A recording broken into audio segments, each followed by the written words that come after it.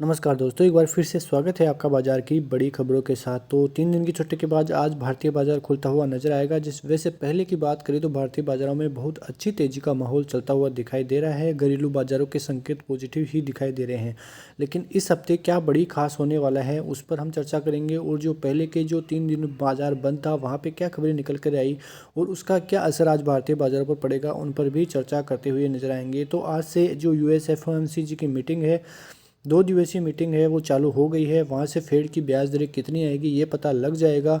और बहुत सी बड़ी खबरें हैं जिन पर आज बाजार रिएक्ट करता हुआ नजर आएगा। उससे अलावा एसजीएक्स निफ्टी की आज बात करें तो 41 पॉइंट की गिरावट के साथ एसजीएक्स निफ्टी ट्रेड कर रहा है, लेकिन कुल मिला के बात करें तो 100 पॉइंट की तेजी अभी एसजीएक्स निफ्टी को और अपने निफ्टी को जो है डाइजेस्ट करके चलनी है। उसके अलावा गुरुवार को ईसीबी का ब्याज दरों पर भी फैसला आने वाला है। और जो ऑटो सेल्स के आंकड़े आए थे कल, उस पर भी आज भारतीय बाजार प्रतिक्रिया देते हुए नजर आएंगे। उसके अलावा एक और बड़ी खबर रिलायंस की खबर से निकल कर आ रही है कि रिलायंस की जो बोर्ड की बैठक है वो होने जा रही है इसी हफ्ते। और जो डीमर्जर पर क्या प्रतिक्रिया रहने वाली है कंपनी की, उस पर भी नतीजा आता हुआ दिखाई देगा। उसके अलावा आज जो है फिर निफ्टी की एक्सपायरी का दिन है, तो उस पर नज़र रखने वाली बातें हैं। शुक्रवार को अमेरिकी बाजारों की बात करें तो डाउ जोन्स में करीब 272 पॉइंट की तेज़ी, 34 पॉइंट की तेज़ी एसएनपी और नेस्डेक में भी 84 पॉइंट की तेज़ी देखने को मिली थी। और अमेरिकी बाज़ारों का हाल बात करें यानी कि कल की बात करें तो कल अमेरिकी बाज़ारों में 46 पॉइंट की गिरावट, नेस्डेक में करीब 13 पॉइंट की और एस&पी 500 फ्लैट क्लोजिंग है वो देने में कामयाब रहा था। तो अमेरिकी बाज़ारों में कुछ इतनी ज़्यादा हलचल दिख नहीं रही है। शुक्रवार को जैसी तेज़ी बनी थी तो कल यानी सोमवार को गिरावट का माहौल देखने को मिला। और वहाँ से जो बड़ी खबरें निकल कर आ रही है कि जो फर्स्ट रिपब्लिक बैंक है, शुक्रवार को भी हमने बात की थी कि वो बिकने की कगार पर है क्योंकि वो बर्बाद हो चुका है। ऐसे में जो जेपी मॉर्गन है, पहले की बातें फिर से एसआई करता हुआ नजर आया है और उन्होंने फर्स्ट जो रिपब्लिक बैंक है उसको खरीद लिया है, जो उनका नाम बदलकर जेपी मॉर्गन चेस होगा।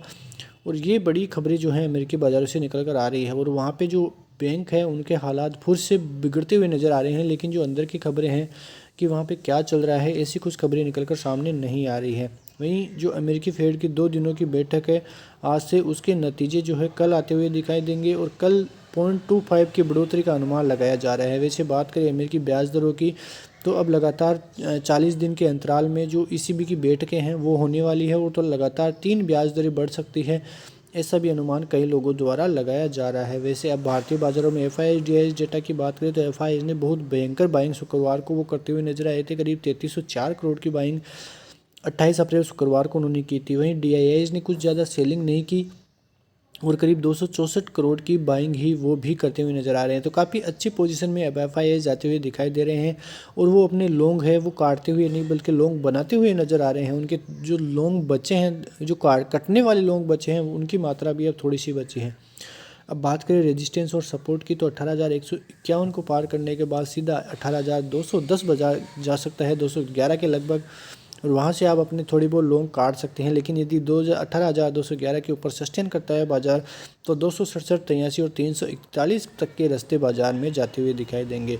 वहीं निफ्टी की बेस की बात करें तो जो पहला बेस है 18,110 या इसके 20 पॉइंट प्लस में, तो वहाँ से निफ्टी में फिर से एक अच्छी तेज़ी का माहौल बन सकता है और बाइंग की तरफ मूवमेंट बाजार हो सकता है। वहीं यदि निफ्टी बैंक की बात करें तो जो पहला रेजिस्टेंस है 510 का और 43,646, यहाँ पे अपन थोड़ी बहुत प्रॉफिट बुकिंग कर सकते हैं।